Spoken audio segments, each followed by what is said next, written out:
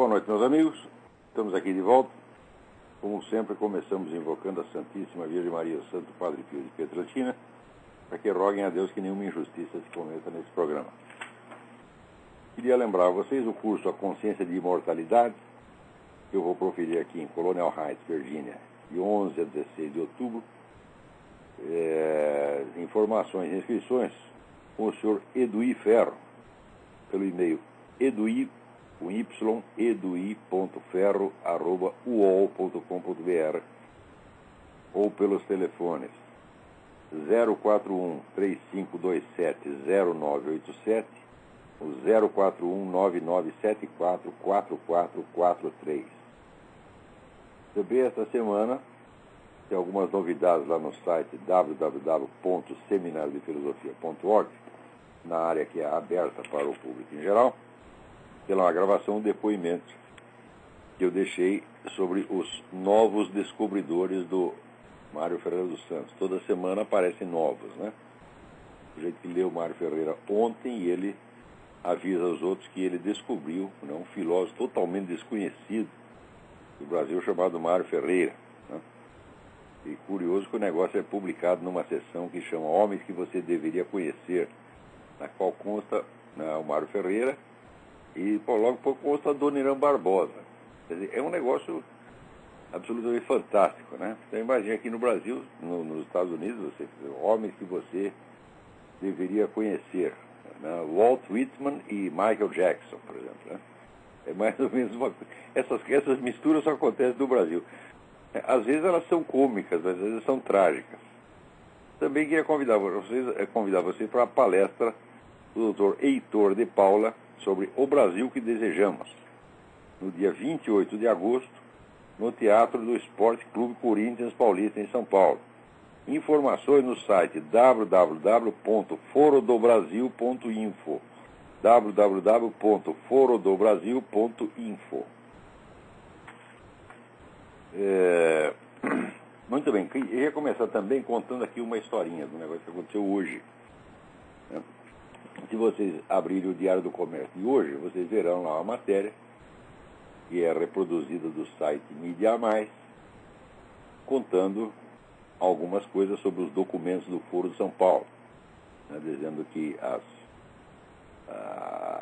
os documentos que estão online foram recuperados através do site www.archive.org, não são, portanto, os documentos originais, mas que, no caso de um inquérito, que é recomendável até obrigatório, é claro que a polícia pode rastrear a partir do archive.org os arquivos originários. Mas a matéria fica lá dando a impressão que os camaradas do Mídia Mais estão falando, vamos dizer, desses documentos originais pela primeira vez, e todo mundo só conhece os arquivos de segunda mão do archive.org. Mas a história não é nada disso. Os atuais diretores e editores do site www.mediamais que são Paulo Zamboni e Gerson Farias, foram editores do Mídia Sem Máscara tempos atrás. E eu e a Graça Salgueiro entregamos a essa dupla todos os documentos originais que nós havíamos copiado diretamente do site do Foro de São Paulo, né? E que naquela época ainda estava aberto, quando o site existia, nós copiamos tudo. Quando eu comecei a comentar essas coisas através dos artigos do Globo, o site do Foro de São Paulo saiu do ar, ficou um tempo e depois voltou numa versão higienizada. E depois acabou desaparecendo completamente.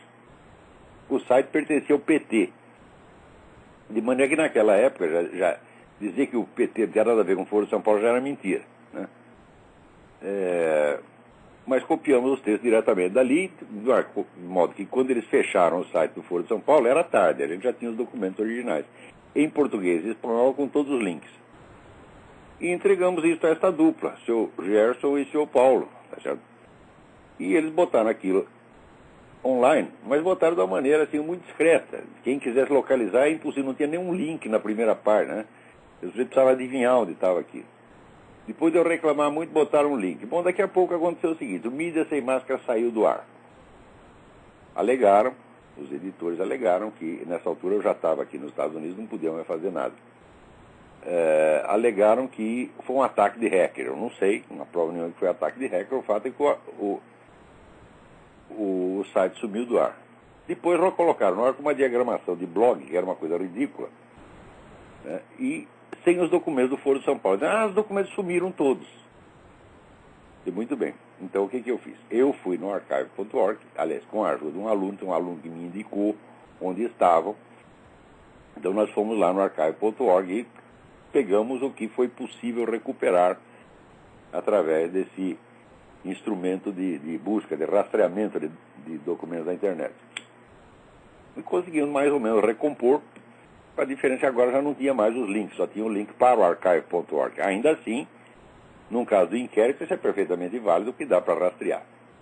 Mas estavam incompletas as atas. Muito bem, então agora aparece o Mídia a Mais, né, falando da precariedade dos documentos que estavam online, né, e sugerindo ali alguns novos documentos. Uai, peraí.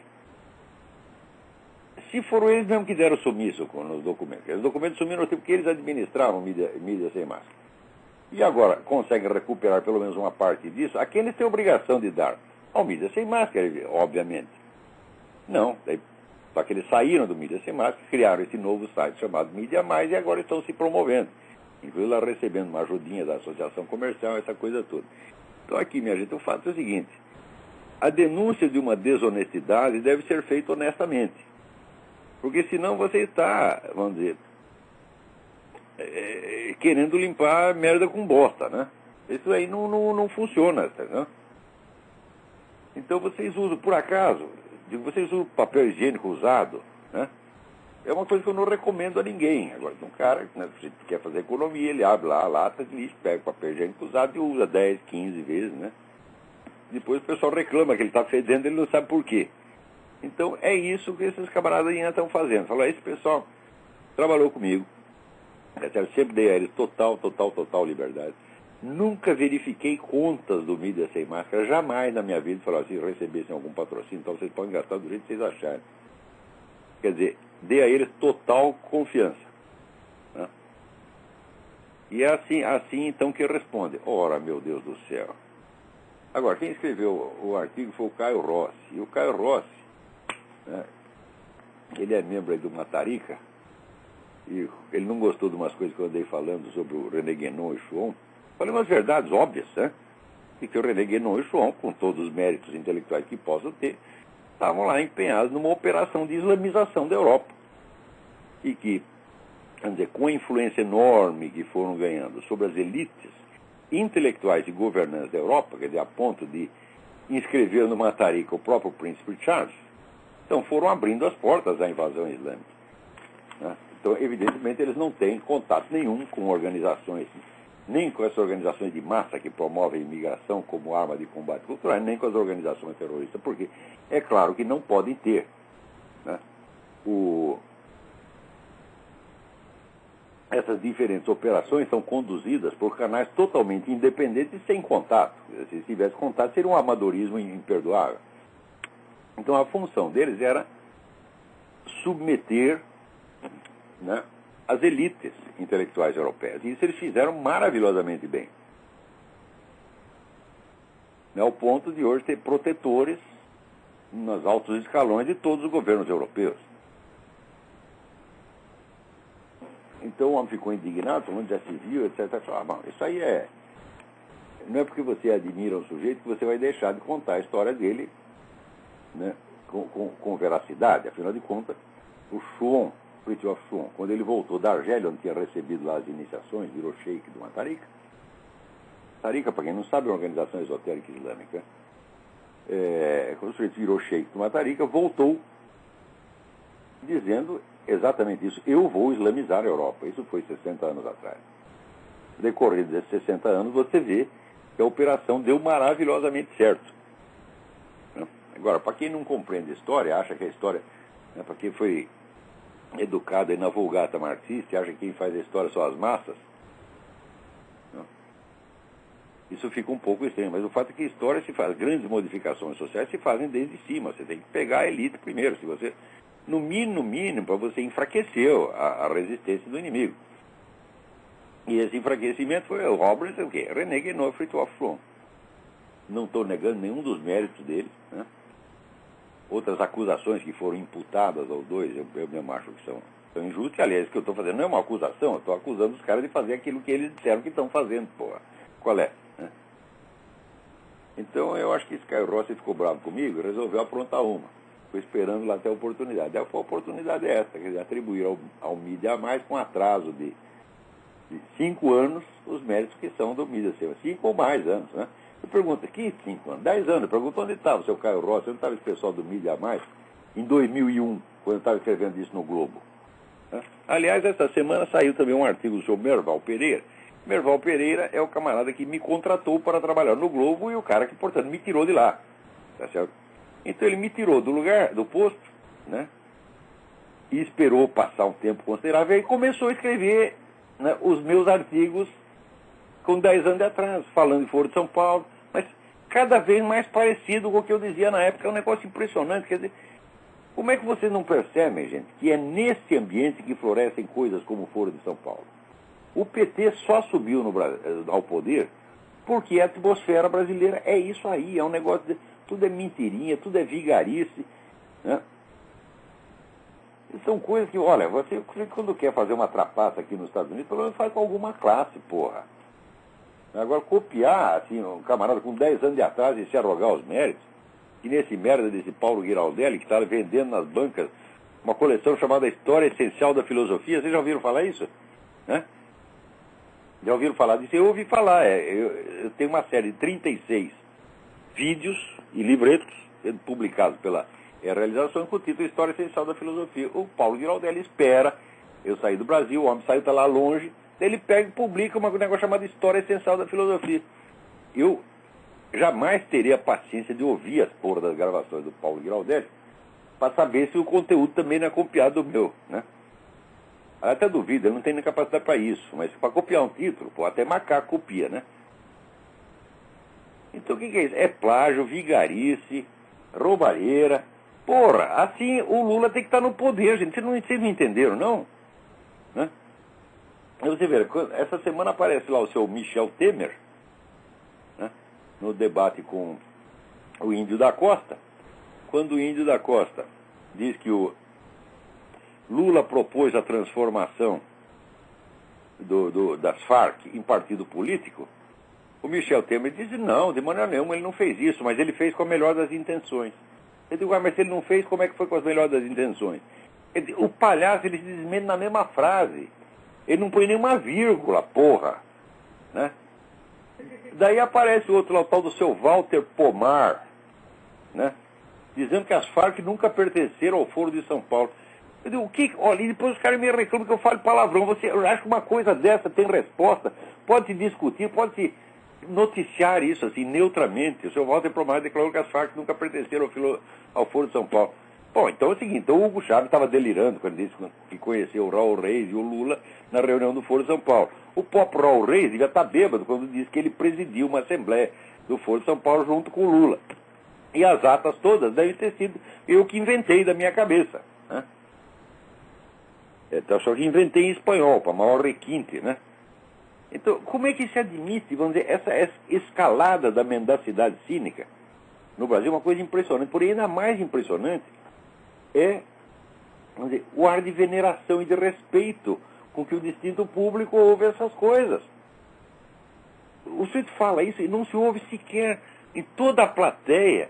Milhões de brasileiros não se ergue um, vai tomar no cu. Não se ouve. Né? Só se ouve um que vem aqui dos Estados Unidos, que sou eu. Quer dizer, como se pode respeitar essas pessoas? Aliás, eu vou lembrar vocês de novo. Né? Um homem que tinha 2 bolas, tá certo? Que foi o Yves Zublé, que deu aquela merecida bengalada na cabeça do Zé Dirceu, quando se revelou aquela trapaça do mensalão.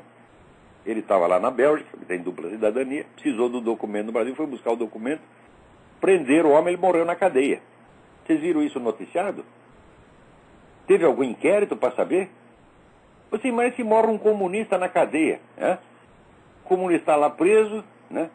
Foi dar um peido, o peido era maior que ele estourou. Pronto, o mundo inteiro faz um barulho. Não, foi assassinado na cadeia, blá, blá, blá, blá, blá. Agora, se morre o homem que deu a bengalada na cabeça do Zé Dirceu, mesmo que ele tenha morrido a bengaladas, a pauladas, não tem inquérito, não se fala nada.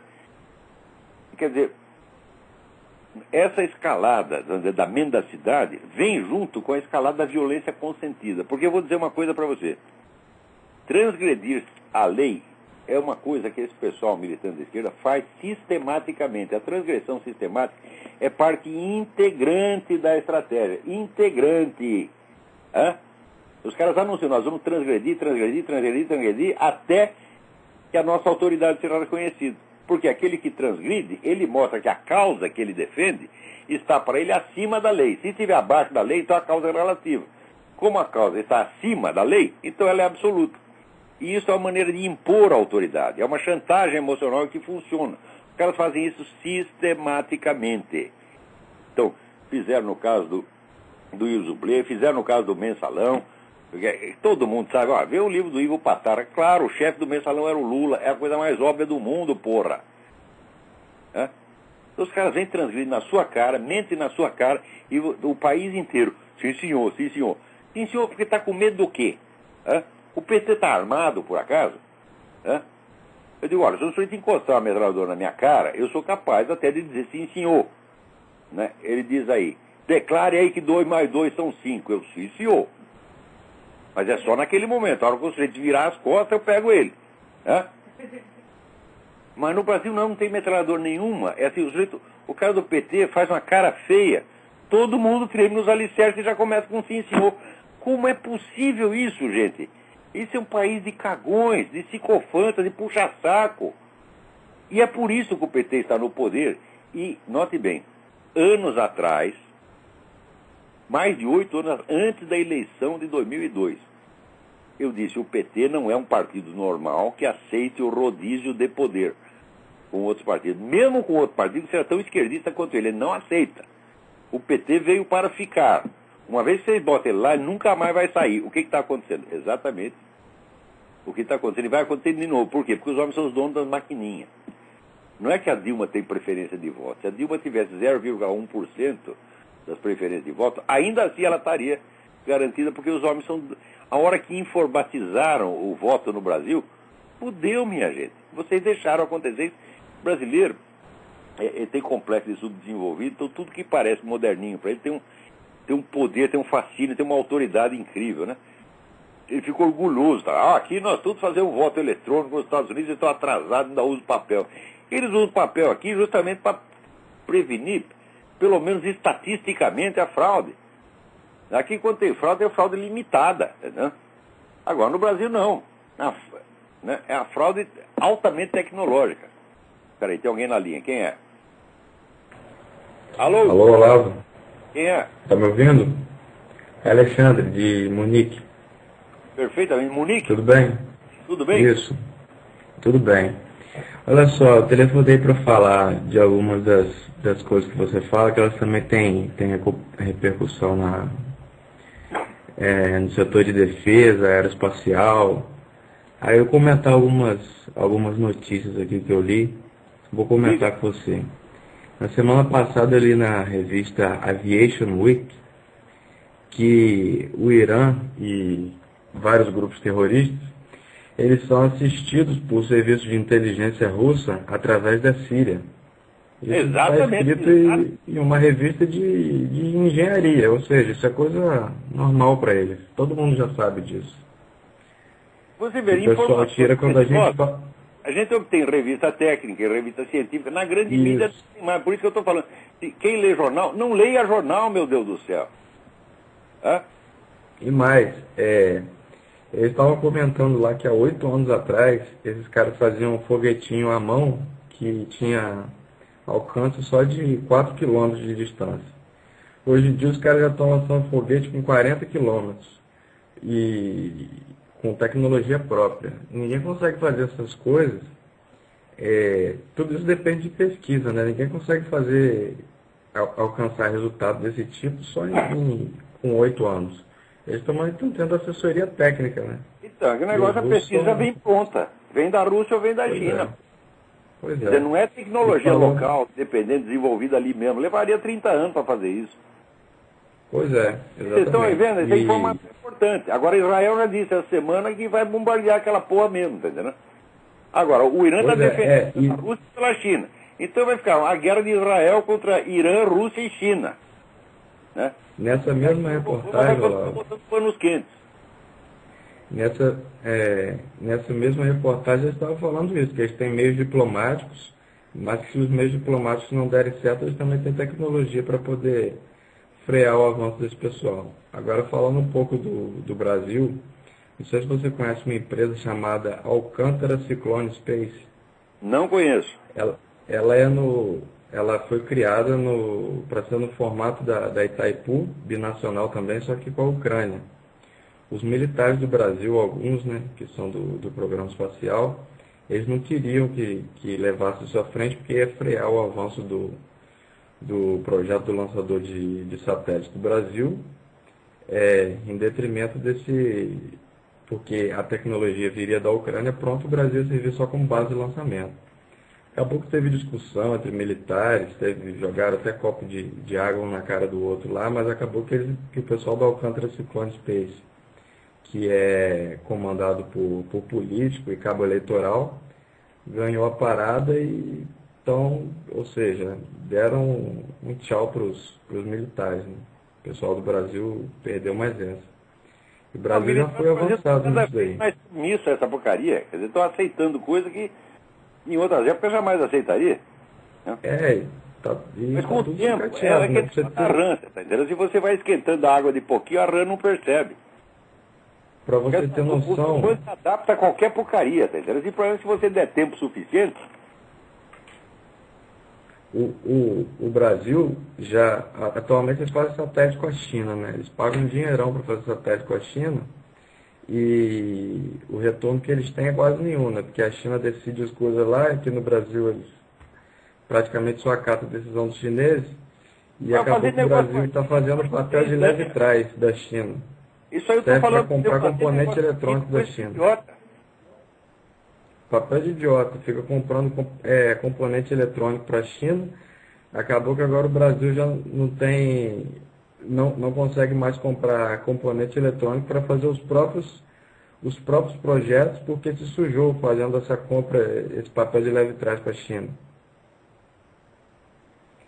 Pois é, os caras ficam aí estrilando o imperialismo americano. Fala, bom, quando você viu os Estados Unidos manter sob ocupação 2 dezenas de países ao mesmo tempo com o exército americano lá, nunca se viu. Isso aí quem fez foi a União Soviética. Para finalizar, o que você tem... Eu vi uma entrevista outro dia aí do Ike Batista, que é empresário brasileiro, no programa do Charlie Rose. Ele ficou pelando o saco lá do Lula, depois ele falou que todo país tem que eleger um presidente de esquerda, que é bom demais. Aquele negócio que você falou, né? O cara está sendo beneficiado e... Claro, você pega ali 20 grupos econômicos, né? Dá todas as vantagens para eles, então eles desfrutam de liberdade, podem ganhar dinheiro o quanto eles quiserem. E foda-se o resto do país. Isso é a definição do que se chama economia fascista, é o socialismo fascista. Mas é a fórmula igual, cuspida e escarrada do socialismo fascista, meu Deus do céu, que já está implantado no Brasil. O socialismo fascista é uma etapa para o comunismo, meu Deus. Quem é que não sabe? Isso aí está escrito até no Karl Marx, que tinha que ser assim. Quer dizer, você força o desenvolvimento capitalista sob controle. Regulamenta tudo, o governo controla tudo e tem 20 bilionários lá que são seus parceiros. Isso já está aplicado no Brasil. Esse filho da puta desse Ike Batista é um deles. Está ganhando dinheiro, então para ele está bem. Exatamente. E para finalizar, eu queria fazer uma pergunta. Por que se diz normalmente que a mecânica newtoniana ela precisa da filosofia de Kant para ser justificada? Não, ela não diz. Quem diz isso está errado. É ao contrário. A filosofia de Kant é que toma a mecânica newtoniana como um dos seus postulados. O Kant partiu de duas bases. Uma delas foi a crítica de David Hume ao conhecimento, que David Hume apresentava lá os argumentos dizendo que a noção de causa era assim uma projeção da mente humana sobre as coisas. Então, não poderia, nesse sentido, haver um conhecimento objetivo da natureza. E, por outro lado, o Kant aceitava integralmente a física de Newton. Ele disse, então aqui nós temos um paradoxo, porque aqui temos argumentos que provam que a ciência é impossível. Porém, nós sabemos que a ciência existe e é certa porque isso foi demonstrado aí na física de Newton. Então temos que resolver esse problema. Então a física de Newton não precisa dos argumentos kantianos de maneira alguma, mas a filosofia de Kant precisa do Newton. Tá certo. Obrigado, Olavo. Obrigado, eu. Então olha aqui. Aqui o Pedro me avisa o seguinte. Ontem eu fui comprar clorela e uma loja de produtos naturais e metade das prateleiras da loja estavam limpas. A moça me disse que a Anvisa, se não me engano, passou por lá e recolheu todos os fitoterápicos. Agora eles só podem ser vendidos em farmácias, que por sua vez são controlados pelos money changers, que são esses diabólicos laboratórios farmacêuticos. A importação do sal integral da França, que não afeta a hipertensão, inclusive é tido como cura de vários males, por seu acúmulo de micronutrientes, também foi proibida por esses vampiros infernais do governo. É o Códex Alimentário sendo aplicado no Brasil. Essas coisas, olha, aqui nos Estados Unidos, para aplicar uma coisa dessa, olha, dá briga que não acaba mais, morre gente, pontapé, porrada para tudo quanto é lá. No Brasil, meu filho, entra assim que é uma beleza, que são toneladas e toneladas de vaselina, você está entendendo? E entra e chega até o cérebro, né? E ninguém percebe. E continua todo mundo, sim senhor, sim senhor, sim senhor. É incrível, incrível. A complacência do brasileiro com essas coisas é um negócio da gente ficar chocado, né? Olha aqui outra notícia, assim, olha que incrível. O Foro São Paulo, a última reunião do Foro São Paulo, fez uma resolução especial sobre o México, né? Denunciando a escalada da violência, de que já morreram 28 mil pessoas. Sabe qual é a escalada da violência? É o combate ao narcotráfico. Então, veja o que é mentalidade revolucionária, né? O narcotráfico está lá, vendendo droga, né, sequestrando, matando. Começa com a ideia, o governo resolve se organizar para reagir. Então, naturalmente, aparece uma guerra. Então, daí morre um certo número de pessoas. Uma parte foi morta, certamente, pelas autoridades, outra parte pelos próprios narcotraficantes. Daí eles fazem o cômputo total das vítimas e lançam a culpa sobre o governo. Ou seja, o governo é culpado. Quando o governo mata alguém, o governo é culpado. Quando os narcotraficantes matam, também o culpado é o governo. Embora quem tenha começado com a coisa fosse os narcotraficantes e não o governo. Os narcotraficantes já começaram há mais de 40 anos.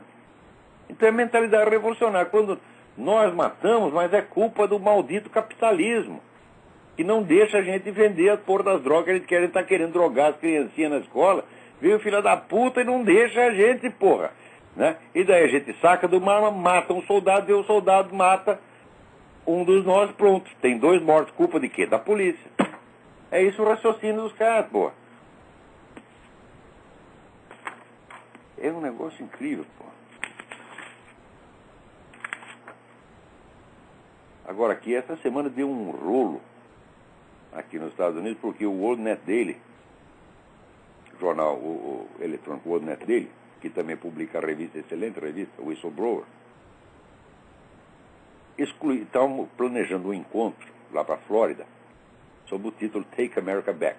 O Joseph Farah, diretor do World Net Daily, escreveu um livro chamado Take America Back. Ele tem uma proposta estratégica para os conservadores tirarem o Obama, essa putada toda de lá, e está marcado um congresso na Flórida. E está marcado para falar lá a Ann Coulter, né? E ninguém nega que é uma escritora extraordinária, né? Só que a Ann Coulter, ao mesmo tempo, aceitou falar lá, fazer um discurso num grupo gay conservative. Ora, o que é gay conservative? Em primeiro lugar, qualquer movimento político baseado numa predileção sexual é uma imoralidade em si. Né? Predileção sexual é um capricho. Né? É uma frescura. Né? Então, nós temos que fazer um partido político, por exemplo, dos homens que só gostam de mulher gorda, por exemplo. Né? Outros que só gostam de japonesinha. Tá certo? E também tem que ter o partido político, né, dos sadomasoquistas, né, dos fetichistas, dos pedófilos, dos coprófilos, dos punheteiros, sobretudo, que são os grandes injustiçados e discriminados.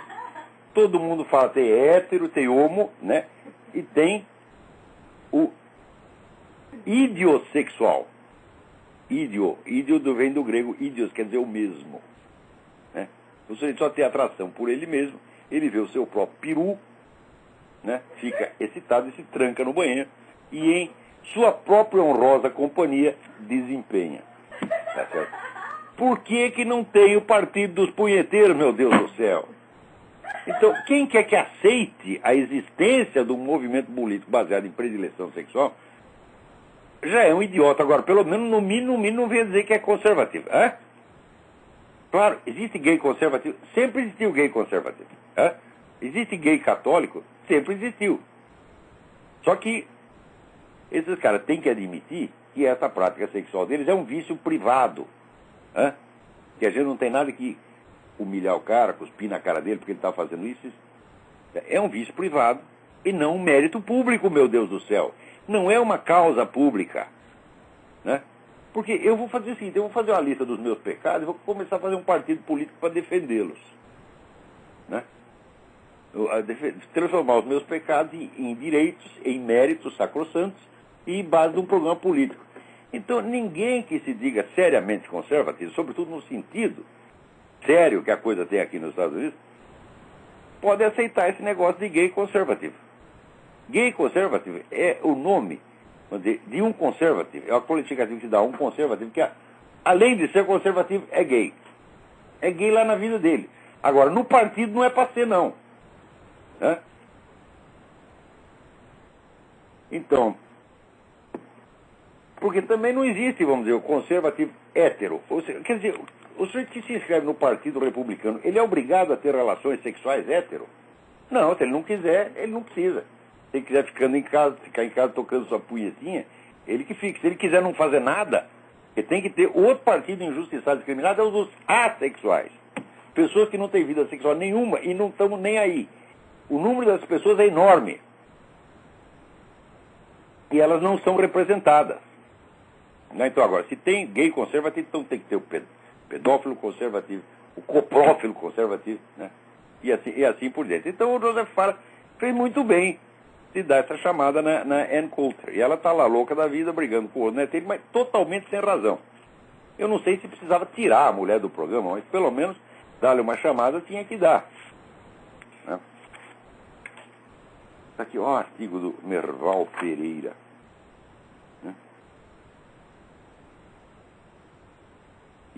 A infantilização do eleitorado brasileiro denunciado pela candidata do Partido Verde, Marina Silva. Marina Silva não é assim uma pinóia, Merval. Eu estou falando disso há 10 anos, porra. A começar pela infantilização, vamos dizer, das camadas superiores. E você pega o que é hoje, vamos dizer, um empresário. Eu digo, olha, empresário antigamente era um tipo assim como o Roberto Simons. Né? Quer dizer, um homem informadíssimo, sabia de tudo. Né? Eram pessoas que tinham autoridade. Eu lembro o ex-presidente da Federação das Indústrias, Teobaldo Nigres, o cara tinha 2 bolas no meio das pernas, os caras aumentavam o imposto, ele ligava direto para a mesa do presidente, olha, nós não vamos pagar esta merda, tá entendendo? E o presidente afinava. Agora não, agora veio tudo puxado, todo mundo infantilizou. Sobretudo, vamos dizer, o ingresso do linguajar politicamente correto nos debates públicos infantiliza as pessoas. Hã? Porque tudo que desagrada a certos grupos, só eles, os outros não. Hã? Você tem que falar com eufemismos. Agora, eles podem falar o que eles quiserem. Eu estou aqui, acabei de ler um livro, Fred Gilov. O livro chama-se I Can't Believe You Said That. Não posso acreditar que você disse isso. É uma coletânea, né, de declarações desses militantes da esquerda, né, que são coisas assim, absolutamente chocantes, ofensivas, e ninguém diz que isso é hate speech, discurso de ódio, fala de ódio. Olha aqui, Stephen Best, ativista dos direitos animais, olha o que ele diz, e presta atenção no que eu comparo com o que eu disse antes. Nós vamos romper a lei e destruir propriedade até que a gente vença. Então o cara quer me convencer que a galinha tem direitos humanos, que a minhoca tem direitos humanos, que uma aranha tem direitos humanos. Então eles vão quebrando a lei, né, e impondo a sua pretensa autoridade. Só que, psicologicamente, isso não funciona. Né?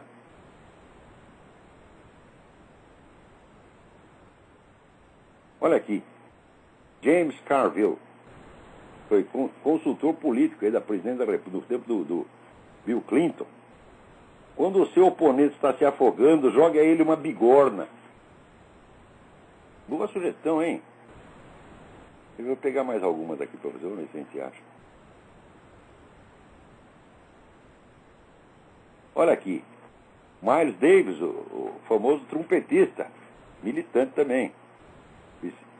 Se alguém me disser que eu tinha só uma hora para viver, eu ia gastar essa hora estrangulando o homem branco. Eu ia fazer isso bem lentamente.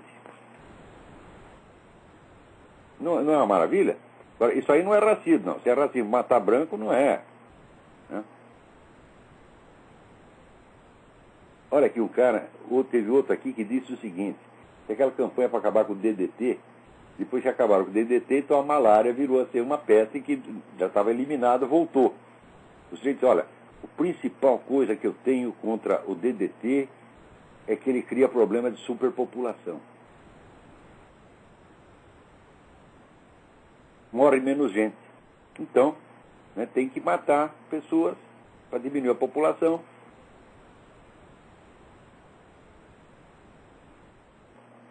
Olha aqui. Bom, Luiz Farrakhan já é manjado demais. Né? Então nem vou citá-lo. Vamos citar outras pessoas. Mas é assim, uma coletânea de... Aqui, Bruce Franklin, professor de inglês e estudos americanos na Rutgers University. Vá ao Vietnã e mate o seu oficial comandante.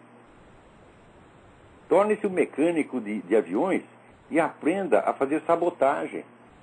Ele, como é um nego desse não foi para a cadeia? Né? Aqui, aquela senhora Nick Giovanni, que era professora daquele maluco que matou era a gurua do cara que matou os meninos na Virginia Tech. Olha aqui. Você sabe esfaquear um judeu? Né? Você sabe matar nigger? Né? Não adianta você provar que você pode morrer, você tem que provar que sabe matar. Assim ensinou essas coisas pro cara, o cara levou à prática. E depois ainda convidaram essa filha da puta para fazer o discurso no sepultamento dos meninos da Virginia Tech. Quer dizer, agora, se eu pego um cara desse e mando tomar no cu, eu estou fazendo hate speech. Quer dizer, o cu do sujeito é mais sacrossanto do que milhares de vidas humanas.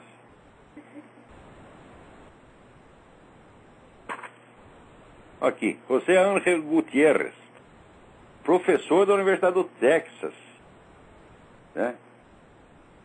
E membro de uma dessas ONGs mexicanas que tem aqui. Olha aqui, nós temos que eliminar o gringo. E o que eu quero dizer com isso é matá-lo. Aqui, Rich Hall, né? Um cara da televisão aqui, falou, vamos nos juntar e matar o George Bush. Agora, quando o Pat Richardson disse que precisava dar um tiro no Hugo Chávez, foi um escândalo nacional. Esses caras falam assim, matar os outros com a maior simplicidade, para eles aqui não é nada, né? Olha aqui, Noel Ignatieff, professor de História na Massachusetts College of Art. O objetivo de abolir a raça branca, né, é tão desejável que alguns podem achar difícil acreditar que isso vai encontrar alguma oposição, exceto dos supremacistas brancos, né, comprometidos, supremacista branco de carteirinha. Quer dizer, se a gente propõe para eliminar a raça branca, só os supremacistas brancos vão reclamar, os outros vão achar bom. Você pensa que alguém sofreu um processo de ter dito essas coisas? Jamais. Olha aqui, Leonard Jeffries, professor de estudos negros do City College do Harlem. Os judeus são uma raça de gambás. O que é isto, porra? O livro está dizendo são milhares e milhares e milhares. Olha aqui. Kamal Cambon. Nasceu com o nome de Leroy Jefferson. Foi professor de estudos africanos no St. Augustine College, North Carolina. É tudo intelectual. Isso aí não foi, cara, não foi lixeiro, não foi frentista do posto de gasolina. Eles são professores universitários.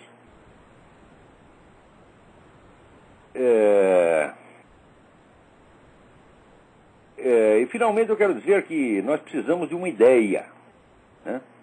E uma ideia é como é que nós vamos exterminar os brancos. Porque essa, na minha análise, é a única conclusão que nós temos que chegar. Temos que exterminar os brancos da face da terra para resolver esse problema.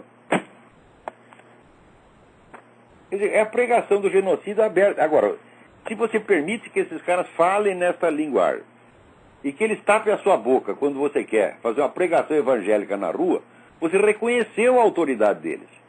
Então, é claro que esse tipo de discurso desses caras só pode ser enfrentado e não deve deixar passar nenhum. O sujeito falou isso, mete um processo no cara, né? Quebra-lhe as pernas, tá entendendo? Humilha o sujeito em público, e daí fica quietinho, porra. Olha aqui, quem falou o negócio do DDT, olha aqui, foi Alexander King. Né? Foi consultor científico no Ministério da Produção na Inglaterra. Consultor científico. Né? Ele diz, a minha principal queixa contra o DDT é a impressão que eu tenho de que ele aumenta enormemente o problema populacional. E assim por diante, a gente permite que esses caras falem isso e eles acham engraçadinho, né, bonitinho.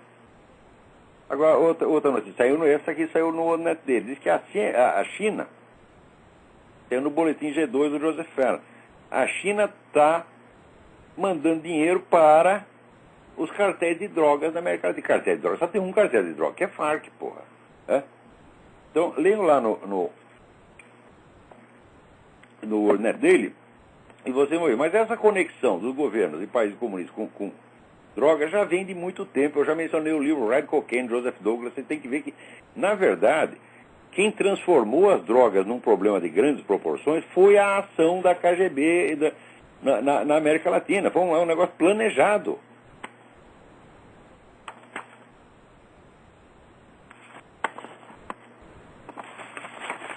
Aqui tem tanta notícia, a gente fica até besta. Agora aqui, na Folha, está reclamando porque o Foro de São Paulo, né, está propondo censura à imprensa. Aliás, a censura já está instalada, meu Deus do céu. Agora, por exemplo, proibiram as piadinhas sobre político. Né? Isso é uma coisa, vamos dizer, que faz parte da cultura popular brasileira há 200 anos.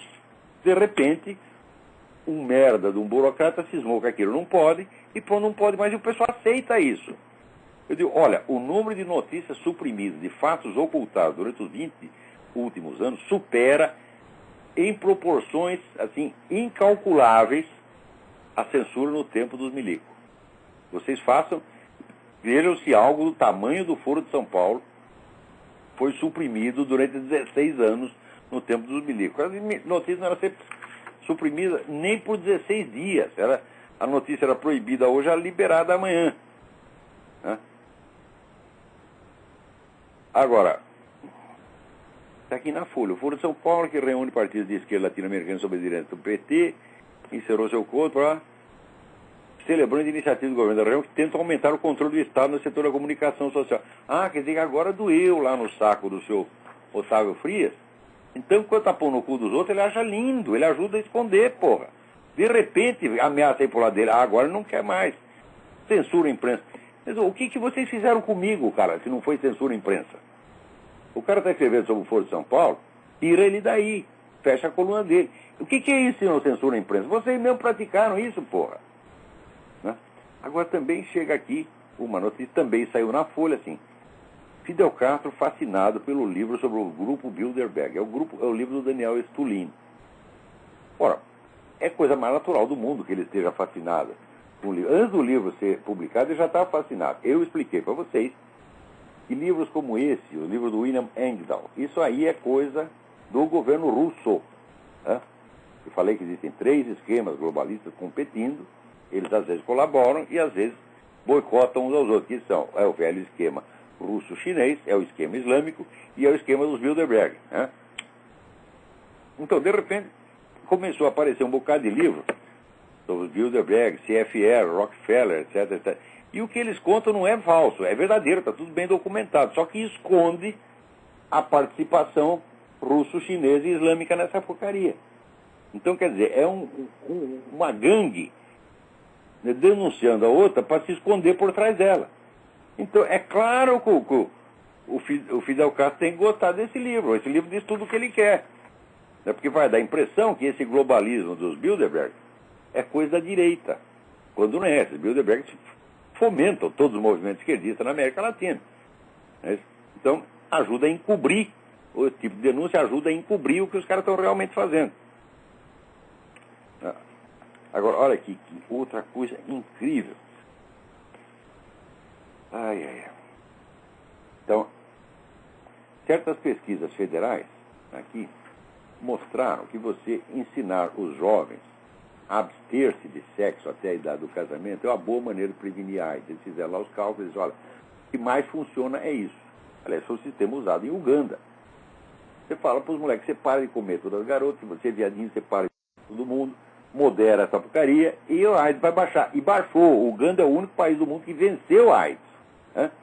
Eles fizeram um estudo aqui e no Departamento de Saúde e chegaram à conclusão que, de fato, essa é a maneira mais viável, mais prática de combater a AIDS.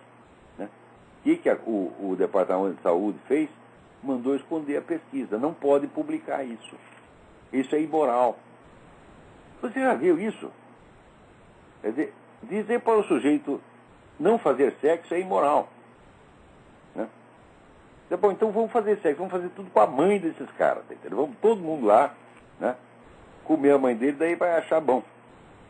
Agora, esta semana, né, divulgaram então aquele pedaço do passaporte do Obama, né, com a diferença seguinte. Primeiro, é o passaporte atual. Não foi o passaporte que ele usou para ir para o Paquistão, porque quando ele foi para o Paquistão, era proibido entrar americano no Paquistão. Então, com que passaporte que ele entrou no Paquistão? Isso não se pode falar. E depois você divulgar o passaporte atual, o que quer dizer? Prova o quê? Não prova coisíssima nenhuma.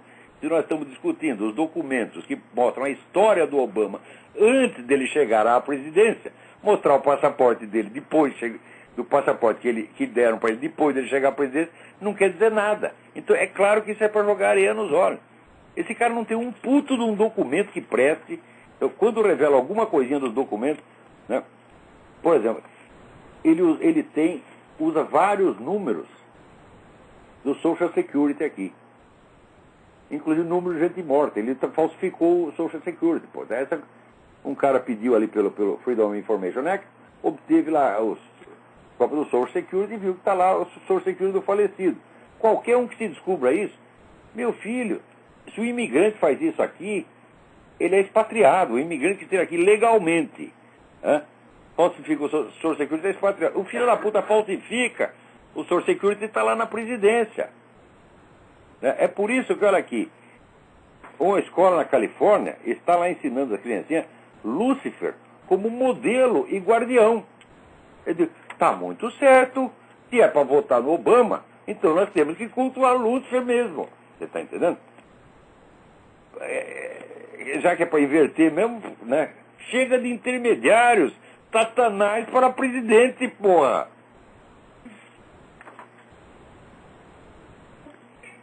Caraca! Né? Agora alguém me mandou aqui, Fábio Mellenberg, manda aqui o documento é muito comprido, eu não posso ler para vocês. Regulamentando aqui uma resolução do Conselho Federal de Psicologia. Né? Conselho Federal de Psicologia é aquele órgão que chega assim, você está lá, você é o psicólogo, daí chega um sujeito que diz assim, olha, eu sou viado, mas eu estou cansado disso, esse é um vício, eu quero largar, não sei como é que faz. E você trata o cara, você vai pra cana, ou perde o seu registro nessa porra do CFP. Conselho dos Filhos da Puta. CFP. Estou mentindo? Então fizeram aqui, regulamenta a atuação do psicólogo no sistema prisional. Né? E olha aqui, tem cada coisa linda. Em todas as práticas do sistema prisional, o psicólogo deverá respeitar e promover os direitos humanos do sujeito em privação da liberdade. Processo de construção da cidadania, em contraposição à cultura da primazia da segurança. Eu digo, peraí, o sujeito está lá na cadeia porque ele violou a segurança pública. Então qual é a primeira coisa que ele tem que aprender? A respeitar a segurança pública. Como é que vai ser cidadão sem isso? Agora, os direitos do cidadão estão acima os direitos do cidadão delinquente estão acima da segurança pública. Essa aqui não deve ter a primazia. Né? Em contraposição à cultura da primazia da segurança, da vingança, da disciplinarização do indivíduo. Né? Quer dizer que defender os direitos do delinquente está acima da obrigação de discipliná-lo. Aqui. Note bem, desconstrução. Desconstrução do conceito de que o crime está relacionado unicamente à patologia ou à história individual, enfatizando os dispositivos sociais que promovem o processo de criminalização. Em primeiro lugar, não está provado que nenhum processo social favoreça o crime. Nenhum processo, nem mesmo a mais extrema miséria. Isso eu vi com meus próprios olhos na Romênia. A Romênia, o pessoal, era um lugar assim onde... Sabe quanto era o salário de jornalista na Romênia? $100 por mês. Menino de rua, você via hordas e hordas e hordas de menino de rua. E quando chegava o inverno, eles iam se esconder no esgoto porque a merda era quentinha. Não tinha crime violento na Romênia. Zero. Quando acontecia assim, o sujeito pegou a mulher na cama com o outro, matou os dois, era um escândalo nacional. Não tinha assalto, não tinha sequestro, não tinha coisa nenhuma. Então, não há processos sociais que, por si, promovam a criminalidade. Não existe isto. A criminalidade é uma decisão moral. O que pode haver é fatores culturais, como, por exemplo, esta cultura que vocês promovem, esta sim, induz à criminalidade. Causas culturais, sim. Causas socioeconômicas, não. Causas socioeconômicas são sempre causas remotas. Nenhuma dificuldade que o sujeito passa induz à criminalidade. Em geral, o sujeito já está encrencado, fala, já estou encrencado aqui, estou na merda, vou cometer um crime, vou matar a merda ainda, então não vou cometer. Esse é o raciocínio normal do ser humano. Né? Agora, um fator cultural, chega lá um psicólogo com essas ideias, ele está induzindo os caras a perseverar no crime. E é esse o objetivo. É claramente isso, a promoção do crime, quer dizer, a criação, vamos dizer, da transgressão permanente é a estratégia desses grupos esquerdistas, sim. Você lendo os livros deles, eles dizem isso. Agora, chega na frente do distinto público e diz, não, nós estamos fazendo isso para humanizar, né, o sistema.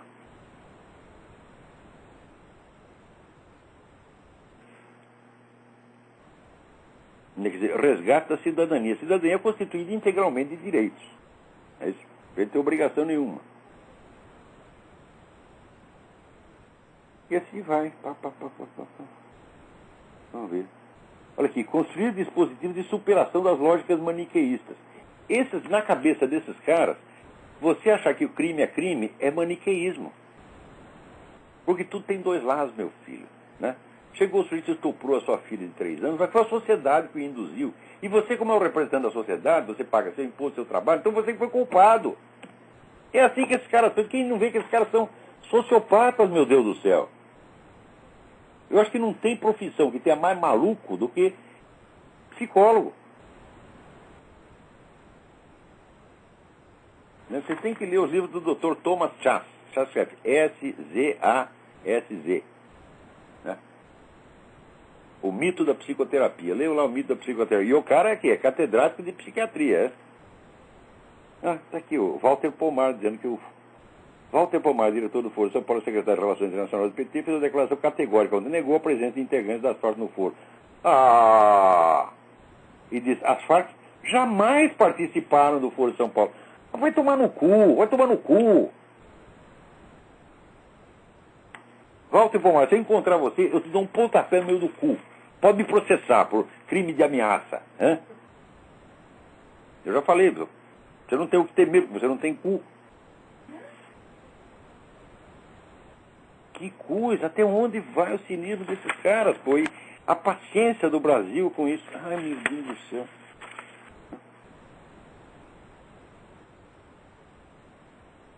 Olha aqui, alguém está passando aí pela internet, né? Algumas perguntas que queriam que as perguntas que o Reinaldo Azevedo sugere para a entrevista do candidato do Jornal Nacional, para o Lula, né? O senhor prometeu criar 10 milhões de empregos e chegará ao fim do segundo mandato tendo criado 4. Olha, o governo militar criou 30 milhões de empregos. Vocês já esqueceram? É? Nesse tempo, a renda da classe média caiu e os empregos gerais ficam sendo na faixa de até 2 salários mínimos. O senhor disse que o banqueiro lucra no seu governo e por isso não precisa do ProER. O senhor sabe quantos ProERs o Brasil paga por ano para sustentar os juros reais mais altos do mundo? O seu filho, que até pouco tempo antes do senhor assumir a presidência, era monitor de jardim zoológico, eu hoje o empresário que a gente poderia classificar de milionário. O senhor não acha essa ascensão muito rápida? Esse é um Lulinha. Né? O Lulinha é inexplicável. Né? E é proibido investigar, porra. Aqui, Genuíno sabia do mensalão, Silvio Pereira sabia do mensalão, Dirceu sabia do mensalão, ministro foi avisado do mensalão. Só o senhor não sabia. Como é possível isso? E se ele ignorasse mesmo isso, então era para sofrer impeachment por incompetência.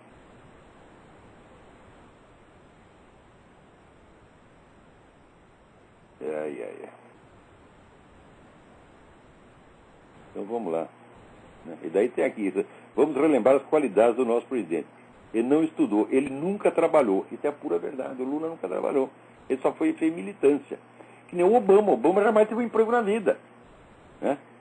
Tem um belo salário como presidente, tem um belo salário do partido sem trabalhar, também recebe pensão como anistiado, tem aposentadoria, tem filho estudando no exterior, não paga aluguel, desconhece os preços do supermercado, padaria, farmácia, pergunta para ele quanto custa um pãozinho, não sabe. Né? Viaja o tempo todo no avião comprado com dinheiro público, tem carro, ele não fala inglês, espanhol, outra língua, nem o português. Eu acho incrível. O sujeito subiu na vida, passou a usar terno Armani, aparou a barba, né, e melhorou a sua figura física.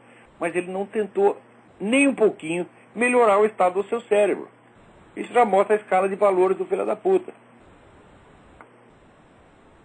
Daí a direita não se conforma com a democracia. Declarei na carta ao foro. O cara fez uma carta para o Foro de São Paulo, que é um bando de terroristas, sequestrador e ditadores, e dizendo que a direita não quer democracia. Olha, a palavra democracia, você sabe o que quer dizer para eles. Né? A democracia significa que eles estão no poder e cala a boca de todo mundo. Agora, lá na Colômbia, exatamente como eu disse que ia acontecer, mal o Uribe saiu do poder, começou a chover processo contra ele. Então lá um sujeito está processando porque ele permitiu a instalação de bases americanas na Colômbia sem consulta ao Congresso. Acontece o seguinte, ele fez isso porque se houvesse consulta ao Congresso da parte da Colômbia, teria a haver consulta ao Congresso na parte dos Estados Unidos e isso iria atrasar o negócio em anos. Como essas bases militares ajudaram a combater o narcotráfico, a acabar com as Farc, os caras ficaram putos da vida, então agora vem a vingança das Farc. Claro que não houve nada de ilegal, mas como a classe dos juízes na Colômbia está altamente infiltrada por gente das Farc, até pode dar algum rolo. Nessa aqui, o Polo Democrático é o Partido Comunista da Colômbia. O Polo Democrático fez isso. Né? Agora aqui, quando o seu Michel Temer, né, disse, o Lula jamais sugeriu que transformasse as Farc em partido. Que saiu no Estadão no 28 de abril de 2009. Ainda com aquela frase. Se índio e metalúrgico podem chegar à presidência, porque alguém das Farc não pode? Ué, não teve um sujeito para dizer lá, aqui, seu presidente, se índio ou metalúrgico não é crime, porra. Agora, você matar 30 mil pessoas, vender droga para todo mundo, sequestrar 7 mil pessoas, manter em cativeiro por 12 ou 14 anos, isso é um monte de crime hediondo. Quer dizer, como é que você compara uma condição racial ou profissional de índio ou de metalúrgico com essa sucessão de crimes e para você é tudo a mesma coisa, porra? É claro que na cabeça dele é. Né? Então, são todos vítimas. O índio é vítima da opressão, o metalúrgico é vítima da opressão, portanto, esse pessoal das Farc é vítima da opressão. Não deixam eles vender droga para as criancinhas, coitadinho. Epa, acabou o nosso tempo. Porra! Agora, essa semana, só para acabar rápido, né? Ver um monte de ameaça para Graça Salgueiro lá no site da Mídia Sem Mais. Vamos matar, fazer acontecer. Olha, meu filho, aí tem que responder. O meu cunhado que me ensinou isso aí. Você não quer matar ninguém, você quer chupar uma piroca. Essa é a resposta. Até a semana que vem, muito obrigado.